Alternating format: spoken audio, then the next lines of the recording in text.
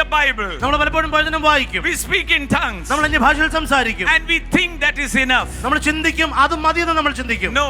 അതല്ല. 24/7. 24 മണിക്കൂറും 7 ദിവസവും. It is my personal relationship with Jesus that the fullness of life can come into me. യേശു കർത്താവിനോടുള്ള എൻ്റെ പ്രണയബന്ധം എന്തുകൊണ്ടെന്നാൽ ദൈവത്തിന്റെ പൂർണ്ണ നിറവ് എന്നിലേക്ക് ഒഴുകേണ്ടതിന്. Out of his fullness. അവന്റെ നിറവിൽ നിന്നും we all have received. നമ്മൾ എല്ലാവരും സ്വീകരിച്ചിരിക്കുന്നു. So it is not for one denomination. അത് കേവലം ഒരു സഭയ്ക്ക് വേണ്ടി മാത്രമുള്ളതല്ല. It is not for our heavenly feast alone. അത് സ്വർഗ്ഗീയ വിരുന്നിന് വേണ്ടി മാത്രമുള്ളതല്ല. For anyone who believes.